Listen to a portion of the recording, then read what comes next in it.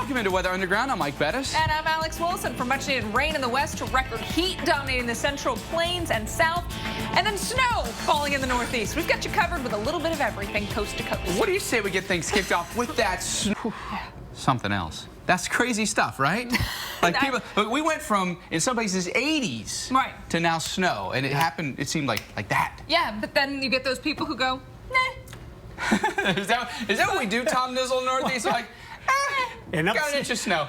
Upstate New York, New England, that's what we do. You know, this is where you want to see the snow. It's snow for show. We're getting just enough. A little bit of a travel issue in parts of the upper elevations in northern New England, but otherwise, just enough to remind people that winter's here. Yeah, it's pretty manageable at that point. No problems on the Thruway or 81. That's right. It's coming in slow but sure. If they ever have another problem on the Thruway, they might hang the governor. Because remember the issues they had a couple years ago on the Thruway? You know what? They've done a lot since then. I've been up there. I've seen they've actually got gates on interstate entrances and exits, so they do have a plan in place. They have that big New York's Mesonet now and everything, so they're really monitoring the weather. Well, let's talk about what's happening meteorologically here. Well, there's a big spin. It's windy. You know, our Jen Carfagno, she's so funny about the east wind. She says there's nothing good about an east wind. If you're like 36 rain and an east wind, is that miserable or what? That's just winter in the south, though. That's true. It's true. There's barely any snow. Tonight, though, one thing we're going to talk about on the show is how weather impacts your travels. Exactly. So and we've asked people online too. Yeah. So we put a poll up. So check it out on Twitter. Which airport sees the most weather delays? New York's LaGuardia, Chicago O'Hare, Denver, or San Francisco? Ooh. These all see their fair share. Yes. But one is king when it comes to weather delays. Huh? Yes. Reluctantly king. Right? We don't necessarily want to win. Vote on our Twitter page, by the way. We'll have the results and the true #1 coming up a little bit later in the show. All right. Well, in addition to snow in the northeast, we're still tracking plenty of rain. The sleeveless shirt still across a lot of the country. You've got those fall clothes ready to go, and you're just not using it. This is the story through the end of the week. There's that upper level high pressure just parked really over the south central U.S. Parts of the southeast, south central, and the plains will be above average as we head through the weekend, on the order of 10, 20 plus degrees. So a lot of areas unseasonably warm once again, and that would include even into the mid-Atlantic. Potential record highs falling tomorrow across parts of the plains, into the southwest and the southeast. Each one of these dots indicative of a place where we could see a record high fall. We think we'll get that in Lincoln. Look at that. Tomorrow, 83. The record is 76. Easy. Colorado Springs, 81 is our forecast. The record is 77.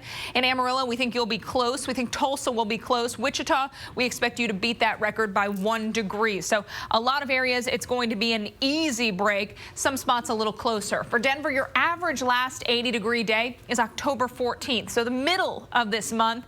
Latest 80-degree day on record was back on November 8th, 2006. Notice we are staying in those low 80s today and into tomorrow. And for Phoenix, record high of 100 possible today. The latest 100-degree record, 2003. It was back on October 23rd. So this would break the latest 100-degree day on record.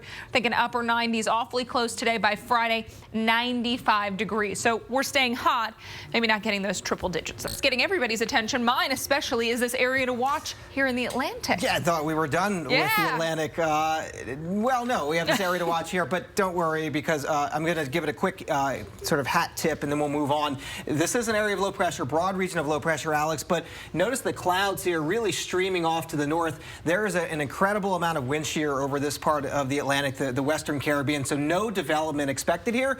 But if you have cruises, a lot of people, even people that I know, have cruises to Jamaica, the Cayman Islands.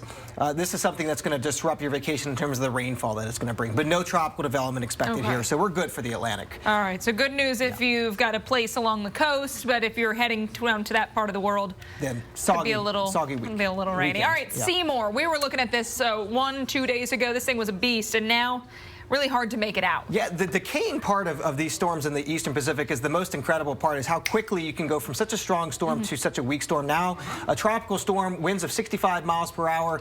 It is quickly losing its tropical identity and characteristics, Alex. If you look at the visible satellite, you can see a nice little swirl here to the clouds, but these are all very low-level clouds. Notice this part of the storm? Yeah. It's like it's got a haircut here, and it's lost the top of the storm. That very strong wind shear is just just really lopping the top off of the storm. You can see that it was right incredible here. to look at. You just almost looked at the ghost of it, just moving off towards the north and east. Yeah, and that's what happens with these systems is they move over colder waters and then they lose the fuel from the ocean, and then some sort of trough or dip in the jet stream comes along and just knocks it out, and that's what's happening here. But that dip in the jet stream that's creating all of the wind shear right in here, there's a front associated with this.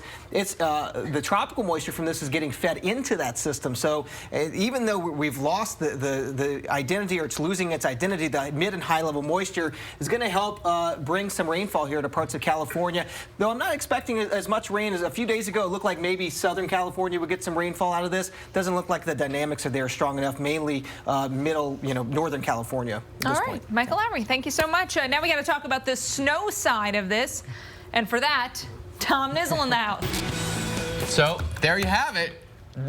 I don't know if a lot of people would have thought San Francisco. Right. I think California, we don't think weather delays necessarily. Yeah, and I feel like every time we look at LaGuardia, they've got a delay. And you'd think, okay, Chicago, Denver, you're thinking, all right, snow, Buffalo, wind. Philadelphia, someplace like so many Boston. options, but no, San Francisco. San Francisco. How did folks? San Francisco is interesting.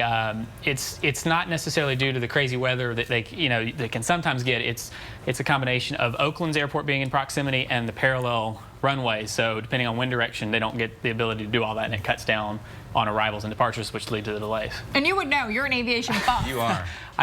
It's fun stuff. I like transportation. You dabble in aviation. We do have one comment in from Anna. She talked about a nice horror story here. A 6-hour delay from Seattle to San Francisco was still delayed. They then put her on a flight to SMF, which is Sacramento, instead. I'm like, then you got to drive?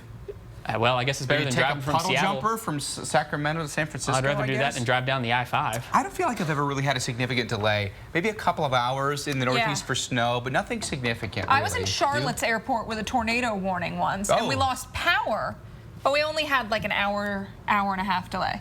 No big whoop, tornado. We'll just delay for an hour, and then we'll just get you going. Well, the power went down. I was like, I'm going to the snack bar. But then the power came back on too quick. I was just say, like, YouTube is your friend when you're at the gate and you're waiting. Oh, yeah. All right, folks, still to come here on Weather Underground. One of the aviation... They have a bar on the beach where they have the flight times. So you can look at the flight times and see when planes are going to come in. So when you land, you're looking out the window, and everyone at the bar is like, yeah! And you're like, wow, everyone's so excited. And then we did go down to see that 747, and it's awfully close. That's pretty wild. It's skimming the top of your... Did you get caught in the jet wash? I didn't want to get that close, but I would have preferred to watch it from the bar, but... Did you get a picture? I got a video.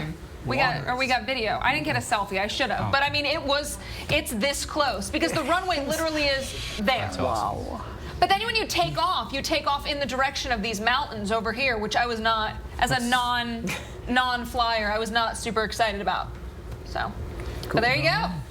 That is beautiful. That's about where you're standing. And the flight comes in from Amsterdam. Amsterdam, the 747. KLM, okay. It's the long haul, and then it goes on to Curacao, but I guess they're just going to take the 747 now to Curacao and instead do a smaller but still cool plane. Oh, well. It's just not the same. It's not the same. Brandon's mourning it. I'm pouring one out. We could I'm all devastated. go tonight if we could get a flight. Do it to Amsterdam, and then we could fly to... What if you were on that last... Because people are so excited. That was probably the coolest thing about it, is being on one of the ones landing. I mean, I've never seen that many people excited to see me. I mean, I was looking out the window. I felt so excited. I was like, look how happy they are.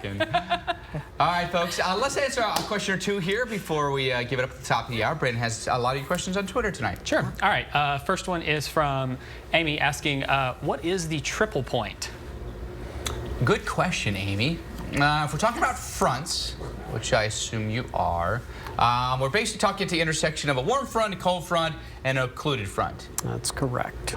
Correct me if I'm wrong, but at that point, I believe at the right temperature, you can get H2O to exist as a liquid, a solid, and a gas. And a gas, yes. Okay. Yep. But you can get all kinds of stuff. There it is right there. All right. Good question. Thanks, Amy. Let's do one more. Yeah. Great again this year out there. It never disappoints. No, it doesn't. All right.